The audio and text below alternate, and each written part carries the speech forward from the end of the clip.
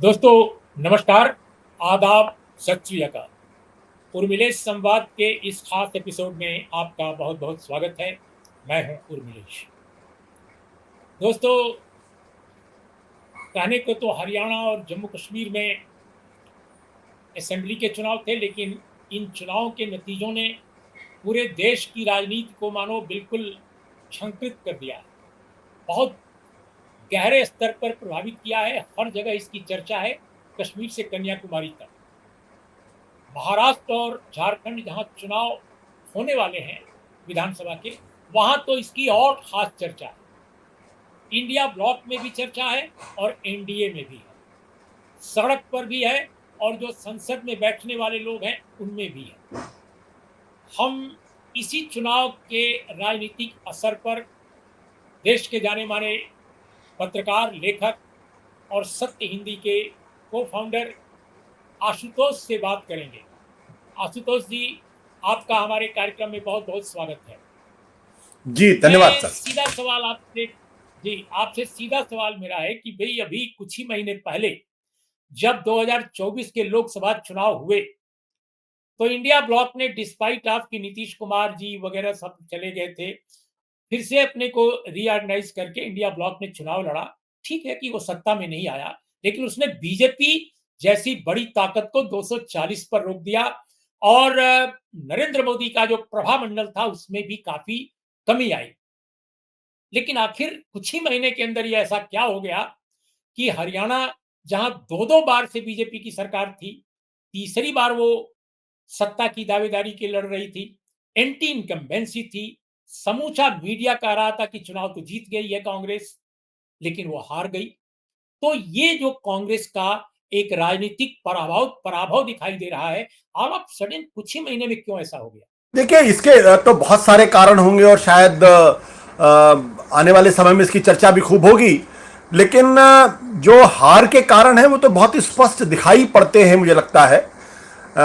हालांकि मैं उस विवाद में नहीं जाना चाहता जो विवाद जो आरोप कांग्रेस पार्टी लगाने की कोशिश कर रही है या कुछ लोग उस पर कहने की कोशिश कर रहे हैं, उसको एक अलहदा रखते हैं। वो एक अलग तरीके का प्रश्न है। मुझे लगता है कांग्रेस पार्टी ओवर कॉन्फिडेंट हो गई और कांग्रेस पार्टी का एक धड़ा ऐसा है, खासतौर पर वो नेता जो 75 साल से ज्यादा की उम्र के नेता हैं, वो अभी भी पुरानी दुनिया की राजनीति कर रहे हैं और पुराने समय की पॉलिटिक्स कर रहे हैं कि हमारा धड़ा, हमारा गुट, हमारा फैक्शन, इसी को सब कुछ मिलना चाहिए और सब पे उस पर कब्जा जमा के बैठने की जो प्रवृत्ति है, सबको साथ नहीं ले चलने की जो प्रवृत्ति है।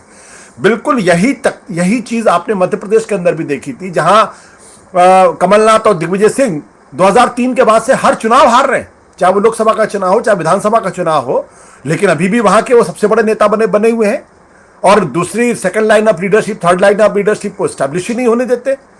हरियाणा के अंदर भी आप देखिए, भूपेंद्र सिंह हुड्डा 10 साल के मुख्यमंत्री रह चुके हैं, लेकिन पहले 2 बार विधानसभा का चुनाव हारे और अब तीसरी बार विधानसभा का चुनाव हारे।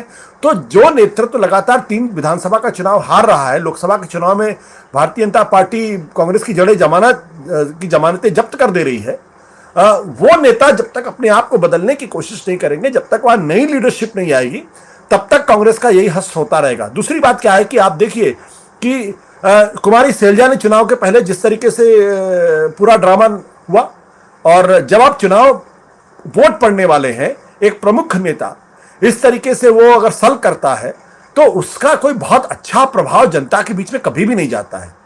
दूसरी तरफ भारतीय जनता पार्टी के अंदर भी ऐसी नाराजगियां थीं, लेकिन भारतीय जनता पार्टी की खास बात क्या है कि उनके पास इतना जबरदस्त संगठन है, विचारधारा है, रिसोर्सेज है, नरेंद्र मोदी जैसा नेता है, तो ये सारी कमियां छप जाती हैं।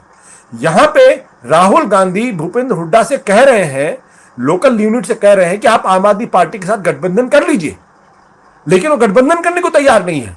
उनको लग रहा था इस बार तो हमें 70-80 सीटें आ रही हैं 90 में से, तो हम क्यों जाएं इन लोगों के पास। तो ये स्पष्ट तौर पे कमियां हैं और मुझे लगता है कांग्रेस पार्टी खुद इस हार के लिए जिम्मेदार है और कांग्रेस पार्टी को इसको बैठ के इंट्रोस्पेक्शन करना चाहिए। बीजेपी पे दोष देने से कोई काम चलने वाला नहीं है। तो क्या आप ये कहना चाहते हैं कि राहुल गांधी एक कांग्रेस पार्टी के स्टार लीडर के रूप में उनका अभ्युदय जरूर हुआ, इमरजेंस जरूर हुआ है, लेकिन वो कांग्रेस में वो प्राधिकार उनको अभी तक नहीं मिला है, वो अथॉरिटी अभी नहीं मिली है जो एक जमाने में श्रीमती गांधी को या इसके पहले दूसरे अन्य नेताओं को पार्टी में रहा करती थी, जो प्रेसिडेंट थे या प्राइम मिनिस्टर थे, नेहरू एरा से लेकर के और इंदिरा गांधी तक, यहाँ तक कि राजीव गांधी के दौर में भी लंबे समय तक एक अथॉरिटी उनकी थी।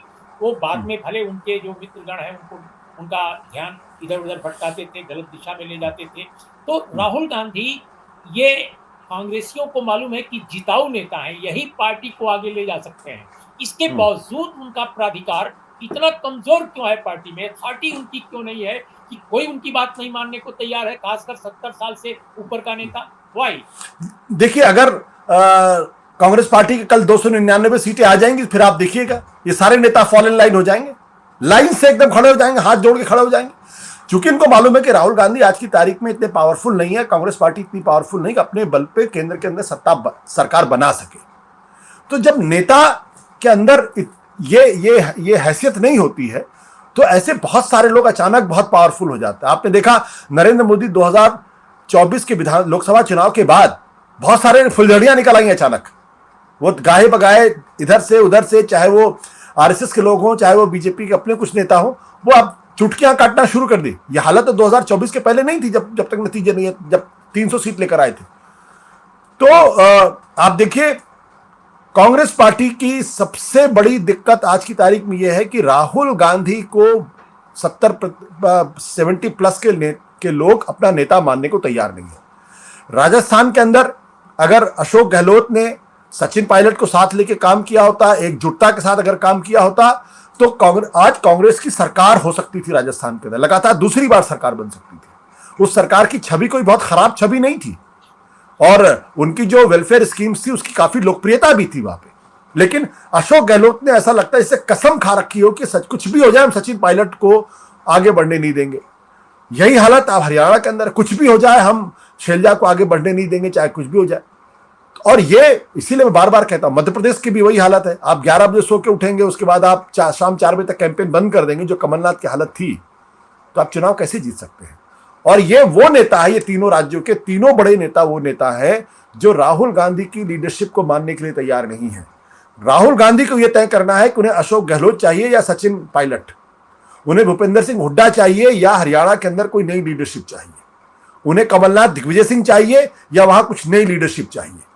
आज की तारीख में कांग्रेस पार्टी को भूपेश बघेल, चुनाव भले हार गए हैं, भूपेश बघेल, रेवंत रेड्डी, सुखविंदर सिंह सुक्खू, डीके शिव कुमार जैसे नेताओं की जरूरत है, जो एग्रेसिव हैं, पॉलिटिक्स को नए सिरे से देखने की कोशिश करते हैं और राहुल गांधी के लीडरशिप को मानने के लिए तैयार है। हरियाणा की जीत के और हार के बाद कांग्रेस ने ईवीएम का प्रश्न उठाया ज्यादा प्रमुखता से।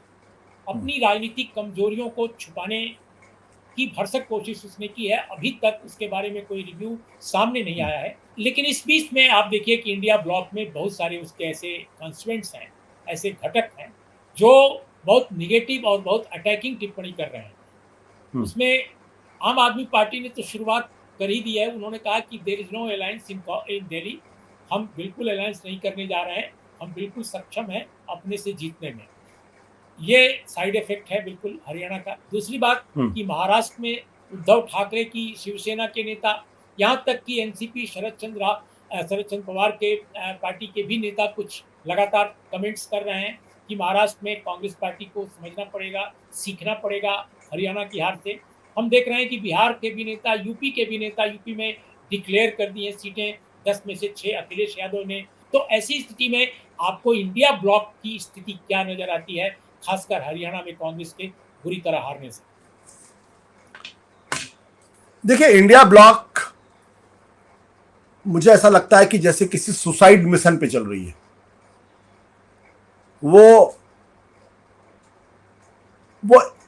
ऐसा लगता है सिर्फ मौका खोज रहे हैं कि कोई दूसरा हारे, फिर हम उसके ऊपर चढ़ बैठे। राजनीति में हार जीत लगी रहती है, कभी आपको अप्रत्याशित जीत मिलती है, कभी आपको अप्रत्याशित हार भी मिलती है।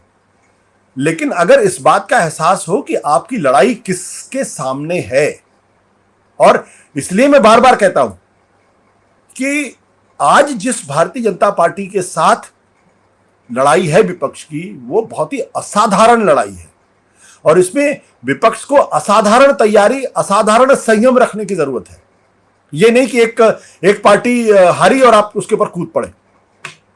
और जब आप असाधारण संयम की बात करता हूं तो गठबंधन में भी वो असाधारण संयम दिखाने की जरूरत है कि अगर आम आदमी पार्टी अगर कांग्रेस के साथ गठबंधन कर लेती, 2-4 सीटें अगर कांग्रेस को देनी पड़ती, तो आज नजारा हरियाणा के अंदर थोड़ा अलग दिखाई पड़ता।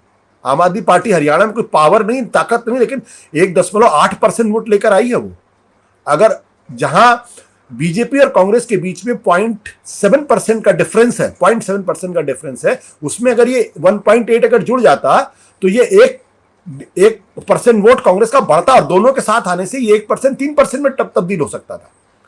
चंद्रशेखर आजाद कांग्रेस के साथ आना चाहते थे, लेकिन ये तो कांग्रेस की कमजोरी है कि उसने इन दोनों को अपने साथ नहीं लेना बेहतर समझा।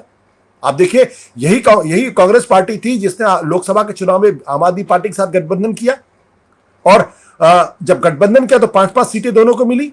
कांग्रेस को 42% वोट मिला और आम आदमी पार्टी को 4% से ज्यादा वोट मिला और दोनों का वोट बीजेपी के वोट से आगे निकल गया। तो आप बीजेपी को हरा पाए, रोक पाए कम से कम। और अचानक विधानसभा का चुनाव और आपका अहंकार इतना ज्यादा होगा कांग्रेस नेताओं का कि उनको लगा मैं तो अब राज सिंहासन मेरा ही है, राज तिलक मेरा ही होगा, ये आम आदमी पार्टी कौन है, तो कीड़े मकोड़े। उधर अगर आप देखिए भारतीय जनता पार्टी को, भारतीय जनता पार्टी उत्तर प्रदेश के अंदर एक बहुत पावरफुल फोर्स हो गई है, लेकिन उसके बावजूद भी अपना दल का गठबंधन अपने साथ रखती है, जो 1-1.5% की पार्टी है। और न केवल रखती है बल्कि उनको सेंट्रल कैबिनेट में भी जगह देती है। वो ओम प्रकाश राजभर को भी अपने साथ लाने की कोशिश करते हैं, तमाम छोटी छोटी पार्टी को लाने की कोशिश करते हैं। वो ये जानते हुए कि उत्तर प्रदेश के अंदर वो आज बिना गठबंधन के भी चलेंगे तो वो पावरफुल रहेंगे, सरकार बनाने की स्थिति में रहेंगे।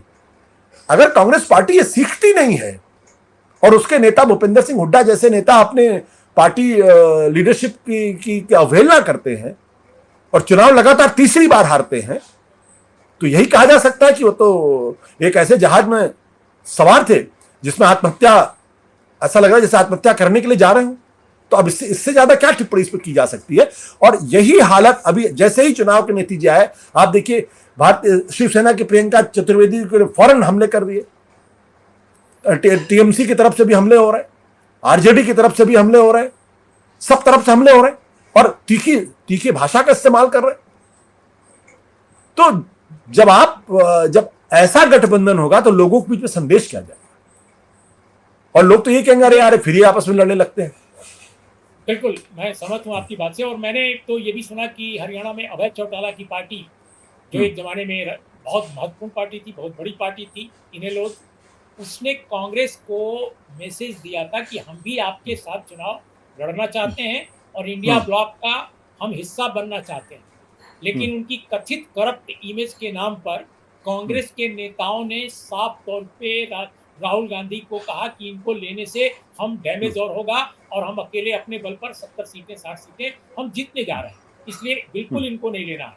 तो वो तो आम आदमी पार्टी और चंद्रशेखर आजाद के मुकाबले हरियाणा में बड़ी पार्टी है। आज उनके 2 एमएलए जीते हैं और काफी परसेंटेज ऑफ वोट भी उनका दूसरी पार्टियों से ज्यादा है। तो एक तो मैंने उदाहरण ये दिया, लेकिन मेरा ये कहना है, आपने उत्तर प्रदेश का उदाहरण दिया जहां पर बीजेपी बड़ी ताकत होने के बावजूद अनुप्रिया पटेल, राजभर, निषाद सबको साथ लेकर चलने की वो बात करती है। राजनीति और प्रशासन में एक ऑटोक्रेटिक इमेज वाली पार्टी इतनी पोलाइट हो जाती है अपने कॉन्स्टिट्यूएंट्स के साथ, अपने सहयोगियों के साथ, कि उनको मंत्री पद भी दे देती है। लेकिन एक लिबरल पॉलिटिक्स करने का दावा करने वाली कांग्रेस इतनी एरोगेंट क्यों हो जाती है कि आम आदमी पार्टी की प्रवक्ता प्रियंका कक्कड़ वो बोलती हैं कि भाई हमें दिल्ली में एरोगेंस की पॉलिटिक्स और करप्शन की पॉलिटिक्स दोनों से लड़ना है। एरोगेंस की पॉलिटिक्स यानी कांग्रेस और करप्शन यानी BJP. How do you see this? मैं शायद जो बात कहूंगा वो हमारे बहुत सारे मित्रों को थोड़ी तकलीफ भी देगी, होता है वो तो मैं पहले से माफी मांग लेता हूं इसमें। देखिए, भारतीय जनता पार्टी एक ऐसी पार्टी है जो अपनी सोच में सामंती है, लेकिन अपने व्यवहार में और चुनाव लड़ने में पूरी तरीके से मॉडर्न है, पूरी तरीके से मॉडर्न पार्टी है। उसको लगता है कि 1% वोट से अगर कहीं से आ सकता है तो वो 1% वोट हमें लेना चाहिए। तो फ्यूडल माइंडसेट के तो जरूर है, लेकिन अप्रोच चुनाव लड़ने का वो मॉडर्न है, अल्ट्रा मॉडर्न मैं कहूंगा। सोशल मीडिया का इस्तेमाल सबसे पहले इसी पार्टी ने किया, कम्युनिकेशन की स्ट्रेटेजी पर सबसे पहले भारतीय जनता पार्टी ने काम किया। जो राहुल गांधी ने 2014 के बाद ट्विटर पर आए, मोदी तो ट्विटर बनने के बाद से मोदी वहां पे थे। तो उनकी सोच, उनकी विचारधारा एक फ्यूडलिस्टिक ओल्ड माइंडसेट वाली है, लेकिन अप्रोच चुनाव जीतने का वो पूरी तरीके से मॉडर्न है। कांग्रेस के साथ, तमाम विपक्षी पार्टियों के साथ प्रॉब्लम क्या है कि ये अपने सोच में तो मॉडर्न है, इनकी विचारधारा आधुनिक है, लेकिन अपने कंडक्ट में फ्यूडल है, पूरी तरीके से सामंती। आप किसके बारे, आप देखिए भारतीय जनता पार्टी ने पिछले 1.5-2 सालों में, उनकी सरकार थी, लगातार राम रहीम को वो परवल पे, फरलों पे छोड़ते रहे, लगातार। इस बात की उन्होंने कतई चिंता नहीं की कि लोग क्या कहेंगे, क्योंकि उनको मालूम था कि राम रहीम जो है उनका असर दलितों के एक तबके के अंदर है और हर विधानसभा में 1,500, 2,000, 1,000 वोट है। वो उस तक को नहीं छोड़ रहे थे, उसको साथ लाने की कोशिश कर रहे थे। और यहां जो बीएसपी और इन लोग का जो गठबंधन है, दोनों का कंबाइंड वोट शेयर 7% के आसपास है। अब अगर मान लीजिए इनके साथ अगर Aam Aadmi Party, Congress, Indian National Lokdal, अगर ये 3 पार्टियां एक साथ आती तो आज कांग्रेस पार्टी गठबंधन 45% वोट पर होती। तो फॉरगेट अबाउट ईवीएम के जो आरोप लगे वो तो छोड़ दीजिए, ये जो इलेक्टोरल अरिथमेटिक था वो अपने आप में साबित करता है कि वहां पे अगर आपने गठबंधन किया होता, अगर आपको ओवर कॉन्फिडेंस नहीं होता, अगर आप फ्यूडल माइंडसेट के नहीं होती तो दिक्कत नहीं होती। तो कांग्रेस पार्टी में सोच मॉडर्न है, लेकिन अप्रोच चुनाव लड़ने का वो पूरी तरीके से फ्यूडल है। उनके नेता बिल्कुल फ्यूडल लॉर्ड्स की तरीके से बिहेव करते हैं, अपने आप में वॉरलॉर्ड मानते हैं कि ये मेरा इलाका है, यहां दूसरा नहीं घुस सकता है। तो ये मॉडर्न सोच नहीं है उनको बीजेपी से। और आपको बहुत बढ़िया उदाहरण मैं देता हूं कि बिहार में 2019 के लोकसभा के चुनाव में आपको ध्यान होगा कि उस बार भारतीय जनता पार्टी जब 2014 में लड़ी थी तो 22 सीटें उसको मिली थी, लेकिन जब जनता दल यूनाइटेड से गठबंधन किया तो 5 जीती हुई सीटें उन्होंने जनता दल गठबंधन के लिए, जनता दल यूनाइटेड के लिए छोड़ दी थी। कौन सी पार्टी करती है? ये वही पार्टी करती है जिसका चुनाव लड़ने का तरीका मॉडर्न हो, जो एक एक चीज, एक एक फैक्टर को, एक एक नुआंस को अरिथमेटिकली एक करके कोशिश करी, क्योंकि चुनाव तो अंततः अरिथमेटिक ही है। तो सवाल यही उठता है कि अब जैसे उदाहरण के तौर पे एक और पहलू मैं उठाना चाहूंगा आपको कि थ्योरी और प्रैक्टिस में कांग्रेस पार्टी के टॉप लीडरशिप के कितना फर्क नजर आता है। हरियाणा में सुप्रीम कोर्ट के आदेश के बाद जो दलित समाज, जो सेकंड लार्जेस्ट कम्युनिटी है हरियाणा में, 20% के आसपास उसका वोट माना जाता है। 20% में सीधा विभाजन हो गया सुप्रीम कोर्ट के आदेश के बाद, जो वर्गीकरण का आदेश आया, और जो जाटव कम्युनिटी और नॉन जाटव कम्युनिटी, ये 2 का विभाजन हुआ। लेकिन कांग्रेस पार्टी ने इस पर स्टैंड ही नहीं लिया कि उसे क्या कहना है, कम्युनिकेट नहीं किया, कन्वे नहीं किया उस दोनों कम्युनिटीज को। उन्होंने हरियाणा में जो चुनाव जहां होने वाला था उसको एड्रेस नहीं किया, और नतीजा क्या हुआ कि जो 20% दलित कम्युनिटी आमतौर पे कांग्रेस को वोट देती रही है, अलॉन्ग विद जाट और दलित का कॉम्बिनेशन हरियाणा में कांग्रेस को जिताता रहा है। पिछली बार भी हुड्डा जो जीते थे, मैंने आज से 10 साल पहले, उसमें यही कॉम्बिनेशन काम आया था। तो ये जो पहलू है थ्योरी और प्रैक्टिस का फर्क कांग्रेस में, उसको खासकर राहुल गांधी के कॉन्टेक्स्ट में आप इसको कैसे देखेंगे? देखिए, आप ओबीसी को भूल भी जाइए थोड़ी देर के लिए। अगर दलित वोटर ही अगर भारतीय जनता पार्टी से अगर कांग्रेस की तरफ आता, जो शैलजा के सल करने से उसका नुकसान हुआ, तो ही कांग्रेस पार्टी सरकार बना लेती। आप कांग्रेस पार्टी में ऐसे कितने नेता हैं जो राहुल गांधी के कास्ट सेंसस से सहमत हैं? आपने कभी अशोक गहलोत को सुना कास्ट सेंसस के ऊपर बात करते हुए? मैंने तो नहीं सुना। भूपेंद्र हुड्डा को आपने सुना? नहीं सुना आपने। कमलनाथ, दिग्विजय सिंह कभी बोलते हैं इस बारे में? नहीं बोलते ये लोग। जयराम रमेश नहीं बोलते। तो ये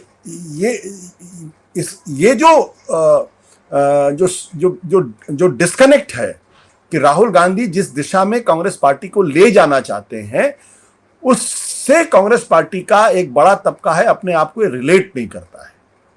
जबकि अशोक गहलोत एक ओबीसी लीडर है, सचिन पायलट भी एक तरीके से ओबीसी लीडर ही है। उनको तो राहुल गांधी से ज्यादा इस मुद्दे को उठाना चाहिए, गांव गांव, शहर शहर घुस जाना चाहिए, लेकिन नहीं उठाते ये लोग। अशोक गहलोत तो माली समाज से आते हैं। नहीं, तो लेकिन क्या आपको अंदाज है कि क्यों नहीं उठाते वे लोग? हमारे ख्याल से ये सोच की प्रॉब्लम है। जैसे आप जब कांग्रेस के नेताओं से बातचीत करिएगा तो वो कहते हैं कि कांग्रेस ने तो कभी ओबीसी की पॉलिटिक्स की ही नहीं है। हमारा हमारा अगर अपर कास्ट अगर हमारा पास वापस लौटाए तो हम एक बार फिर से जिताऊ पार्टी हो जाएंगे। भाई तो राहुल क्या गांधी कांग्रेस एक ओबीसी नहीं, तो क्या कांग्रेस पार्टी अपर कास्ट के बीजेपी से कांग्रेस की तरफ लौटने का इंतजार कर रहा है? कांग्रेस लीडरशिप का एक बड़ा तबका, खासकर उसके बड़े दिग्गज जो मुझे हैं पुराने। मुझे लगता है कि अभी भी कांग्रेस में जो डिसीजन मेकर्स हैं, आप जो खड़गे साहब या फिर राहुल गांधी को छोड़ दीजिए, तो वहां अभी भी वही अपर कास्ट का ही एक तरीके से दबदबा है, या वो उस सोच के साथ वो लोग काम कर रहे हैं। दोनों देखिए, दोनों एक अलग चीजें हैं कि आप भले ही किसी दूसरे समाज के हो, लेकिन अगर आपकी सोच अपर कास्ट वाली है तो फिर आप उसी तरीके की पॉलिटिक्स के बारे में बात करते हैं। भाई जो समाज 50% है ओबीसी हिंदुस्तान में, तो 50% तो कम से कम अदर बैकवर्ड कास्ट हैं ही। राहुल गांधी उस अदर बैकवर्ड कास्ट को कांग्रेस की तरफ लाना चाहते हैं। अगर उस 50% में अगर वो 50% की अगर सेंध लगा लेते हैं तो सोचिए कितना बड़ा सोशल बेस कांग्रेस पार्टी की तरफ आता हुआ दिखाई पड़ेगा। वो दलितों को एड्रेस कर रहे हैं, वो आदिवासियों को एड्रेस कर रहे हैं। मुसलमान जरूर आज की तारीख में कांग्रेस पार्टी के साथ पूरी मजबूती के साथ है, लेकिन ये बात कांग्रेस के लोगों को क्यों नहीं समझ। मैं जब मध्य प्रदेश से कुछ लोगों से बातचीत करता हूं, बोला यहां तो बीजेपी ही ओबीसी की पार्टी है। अरे भाई, बीजेपी ही ओबीसी की पार्टी है, लेकिन उसी बीजेपी ने उत्तर प्रदेश के अंदर जहां ओबीसी की पार्टी थी, समाजवादी पार्टी और मायावती की पार्टी थी, वहां उसने गैर जाटों को वोट ले लिया, वहां उसने गैर यादवों को वोट ले लिया। तो वो ये करामात कर सकती, लेकिन कांग्रेस के नेता जो है वो मध्य प्रदेश के अंदर ये नहीं कर सकते। आशुतोष साहब, राष्ट्रीय स्वयं सेवक संघ पर काफी आपका अध्ययन है और मैं समझता हूं कि आपने बहुत सारी नई बातें भी उनके बारे में सामने लाई हैं। क्या वजह है कि एक पार्टी जो एक संगठन जो आमतौर पे पारंपरिक भाषा में ब्राह्मणवादी मूल्यों से बिल्कुल आबद्ध है, जिसको कांशीराम की भाषा में अगर हम कहें तो मनवादी सोच से काफी हद तक वो प्रभावित है, और उसके इर्द गिर्द उसी तरह के लोग भी हैं, ऐसे ग्रुप द्वारा संचालित भारतीय जनता पार्टी मध्य प्रदेश में, छत्तीसगढ़ में, उत्तर प्रदेश में भी, बिहार में भी, झारखंड में भी ओबीसी के बड़े सेक्शन को प्रभावित कर लेती है। लेकिन कांग्रेस पार्टी जो लिबरल अपने को कहती है, डेमोक्रेटिक कहती है, ब्राह्मणवादी सोच से मुक्त कहती है, वो क्यों फिर अपर कास्ट माइंडसेट में आज भी पड़ी हुई है? जैसा आपने अभी कहा, आपने नेताओं का नाम तक गिनाया कि ओबीसी नेता है, वो आमतौर पे कांग्रेस पार्टी के अंदर, लेकिन माइंडसेट जो अपर कास्ट का है, तो ये क्या, ये दोनों का ये जो आई मीन आपका एक भेद दिख रहा है आपको, वो उसकी वजह क्या? देखिए, अब मैं इसको थोड़ा सा ऐतिहासिक संदर्भ में भी मैं देखने की कोशिश करता हूं, एक सामाजिक फिनोमेना के तौर पर भी देखने की कोशिश करता हूं। जब कोई पार्टी कमजोर स्थिति में होती है तब वो इस तरीके की वैचारिक विचलन का शिकार होती है। आपको याद होगा कि कांग्रेस भारतीय जनता पार्टी लंबे समय तक वो तय ही नहीं कर पा रही थी कि हिंदुत्व के रास्ते पे जाना है, किसी दूसरे रास्ते पे जाना है, बिल्कुल नहीं तय कर पा रही थी। यहां तक कि 1980 में जब भारतीय जनता पार्टी बनती है तो वो गांधीयन सोशलिज्म के रास्ते पे चली जाती है। उसको लगता है कि ये हिंदुत्व के रास्ते पे चलेंगे तो शायद हमारी पार्टी आगे नहीं बढ़ पाएगी, तो हम गांधीयन सोशलिज्म, एक सेकुलर पॉलिटिक्स करने की कोशिश करती है। जब 2084 में जब बुरी तरीके से हार जाती है, तब उनके पास ये ऑप्शन होता है कि नहीं, अब ये रास्ता छोड़ के इस पे चलते हैं, और वो रास्ता क्लिक करता है। तो ये जब, और उसके बाद जब वो क्लिक करता है तो बीजेपी को ये बात समझ में आती है कि इसके आधार पर हम जीत सकते हैं। लेकिन 2004 में जैसे ही पार्टी हारती है, वैसे ही फिर भारतीय जनता पार्टी को लगता है कि हम शायद गुजरात दंगों की वजह से हार गए, हम जो कट्टरपंथी हिंदुत्व की पॉलिटिक्स करते उसकी वजह से हार गए। तो लाल के अडवाणी वो जिन्ना के बारे में बात करने लगते, उनको सेकुलर बताने लगते हैं, और मति भ्रम की स्थिति है वो 2009 तक बहती है, और पार्टी और चुनाव हार जाती है। तब मोहन भागवत ये फैसला करते हैं कि बहुत हो गया, अब हमको पुराने अपने हिंदुत्व के रास्ते पर लौटना है। और जब वो हिंदुत्व के रास्ते पर लौटते हैं तो पार्टी जीतने लगती है। तो हर राजनीतिक पार्टी को इतिहास के इस दौर में ऐसी चीजों से होकर गुजरना पड़ता है। मुझे लगता है कांग्रेस उसी दौर से गुजर रही है जहां उसको अपनी विचारधारा, एक विचारधारा को छोड़कर दूसरी विचारधारा को अंगीकार करना है, पुरानी लीडरशिप की जगह नई लीडरशिप लेकर आनी है, पुराने तौर तरीके से जो चुनाव लड़ते हैं उसकी जगह नया तौर तरीका लेकर आने की कोशिश की। कम से कम दो ऐसी चीजें हैं जिस पर आज कांग्रेस पार्टी में क्लैरिटी है। एक क्लैरिटी इस बात को लेकर यह है कि हमें अब सोशल जस्टिस और की पॉलिटिक्स करनी है और इस सोशल जस्टिस की पॉलिटिक्स में जो मुस्लिम पॉलिटिक्स है उसको अमलगमेट करना है और उसके माध्यम से सेकुलरिज्म को आगे बढ़ाना है और बीजेपी का जो कम्युनलिज्म है उस पर तगड़े हमले करने। एक तो ये विचारधारा के स्तर पर उनके अंदर स्पष्टता कम से कम राहुल गांधी और मल्लिकार्जुन खड़गे के स्तर पर है। छोटे नेताओं में भी अब दूसरे नेताओं में भी वो क्लैरिटी नहीं है। दूसरा, उनको ये समझ में आ गया कि बिना मॉडर्न वर्ल्ड में मॉडर्न टेक्नोलॉजी जैसे जैसे चीजों को बदल रही है वैसे में बिना कम्युनिकेशन के इंस्ट्रूमेंट्स को इस्तेमाल किए हुए आप लड़ाई नहीं लड़ सकते हैं। तो जब कांग्रेस पार्टी ने जयराम रमेश के बनने के बाद से, वो प्रमोद खेड़ा और सुप्रिया श्रीनेत के आने के बाद से आपने देखा होगा आज वो सोशल मीडिया पर बीजेपी से 20 है, 19 नहीं है, आगे है। लगातार वहां पे वो अपना प्रसार कर रहे हैं और लगातार बीजेपी को डिफेंसिव किए हुए हैं। दो चीजों पर उनकी पकड़ हमारे ख्याल से एक क्लैरिटी स्पष्ट, संगठन के स्तर पर और जो संगठन में जो स्ट्रक्चरल चेंजेस करने होते हैं वो भी कांग्रेस पार्टी करने की कोशिश कर रहे हैं। आप देखिए, जब उनको पंजाब के अंदर मुख्यमंत्री बनाना था तो उन्होंने एक दलित को मुख्यमंत्री बनाया, ये इंपॉर्टेंट बात है। छत्तीसगढ़ के अंदर उन्होंने एक पिछड़े ओबीसी को मुख्यमंत्री बनाया, कर्नाटक के अंदर उन्होंने एक पिछड़े को मुख्यमंत्री बनाया और हिमाचल की चूंकि राजनीतिक तासीर बिल्कुल अलग है, समाज का सांचा ढांचा अलग है, तो वहां एक अपर कास्ट को उन्होंने, बट वहां अपर कास्ट ही डोमिनेट करते हैं। तो कोशिश वो करने की, अब पार्टी का प्रेसिडेंट उन्होंने एक दलित को बनाया है, मल्लिकार्जुन खड़गे को। लेकिन इन सब चीजों को कंक्रिटाइज होके एक शेप लेने में वक्त लगेगा। वो 1 साल, 1.5 साल में, 2 साल में नहीं हो पाएगा। मुझे लगता है कि अगर राहुल गांधी इसी तरीके से आगे बढ़ते रहे तो 2026-27 तक वो कांग्रेस पार्टी में काफी बदलाव दिखाई पड़ेगा। कि जिस कांग्रेस पार्टी ने इस देश के अंदर मार्केट इकोनॉमी शुरू की, आज उसकी इकोनॉमिक पॉलिसी में भी चेंजेस दिखाई पड़ रहे हैं। वो क्रॉनी कैपिटलिज्म के खिलाफ बात करती है, वो मोनोपोली कैपिटल के खिलाफ बात करती है, वो मार्केट इकोनॉमी को पूरी तरीके से अनरेगुलेटेड करने के पक्ष में नहीं दिखाई पड़ती है। वो वेलफेयरिज्म के बारे में बातचीत करती है। वो कहती है कि सब्सिडी जरूरी है, मतलब ये कहते सब इन शब्दों में नहीं है, लेकिन वो वेलफेयर मेजर्स के बारे में बातचीत करते हैं।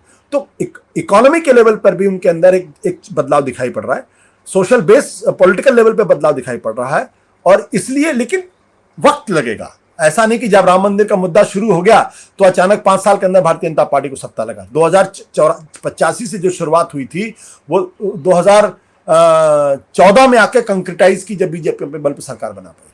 बिल्कुल आखिरी सवाल, इस पूरे डेवलपमेंट के बाद, जम्मू कश्मीर के चुनाव, हरियाणा के चुनाव के बाद, मोदी सरकार की जो राजनीतिक आक्रामकता है, प्रशासनिक जो निरंकुशता है, क्या उसमें और आपको लगता है कि बढ़ावा होगा या व्यावहारिक वो होंगे, ज्यादा से ज्यादा लोगों को एक्कोमोडेट करने की कोशिश करेंगे, या आक्रामक और होंगे?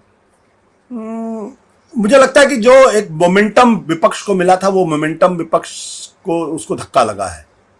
और अगर विपक्ष महाराष्ट्र का चुनाव भी हार गया, तब फिर भारतीय जनता पार्टी, नरेंद्र मोदी की सरकार अपने पुराने फॉर्म पे लौट आएगी। क्योंकि हरियाणा का चुनाव एक छोटा सा चुनाव है, महाराष्ट्र जो हिंदुस्तान की जो बिजनेस कैपिटल है, जहां दलित राजनीति बहुत प्रभावी होती है और जिस पर पूरी दुनिया की नजर होती है, वहां अगर उलटफेर अगर बीजेपी करने में कामयाब हो गई, तब आप मान लीजिए कि वो जो राजनीतिक निरंकुशता है वो और मजबूत हो जाएगी और फिर बीजेपी को रोकना बहुत मुश्किल काम हो पाएगा। लेकिन अगर अच्छे मार्जिन से अगर विपक्ष अगर महाराष्ट्र को जीत लेता है, तब फिर इनके सामने दिक्कत पैदा होगी। शुक्रिया आशुतोष, बहुत बहुत धन्यवाद। आपने हमारे दर्शकों और श्रोताओं के सामने अपनी बात रखी, बहुत महत्वपूर्ण मुद्दों को उठाया, बहुत महत्वपूर्ण बिंदुओं पर चर्चा को मैं समझता हूं कि एक बहस का आकार मिलेगा। तो दोस्तों, नमस्कार, आदाब, सत श्री अकाल। आप जरूर बताइएगा आपको हमारी ये चर्चा कैसी लगी, और हमारे चैनल को आप शेयर करें, सब्सक्राइब करें और अपने दोस्तों को भी कहें कि वो इस नए चैनल को देखें। अपेक्षाकृत नया चैनल है। आज बस इतना ही, नमस्कार।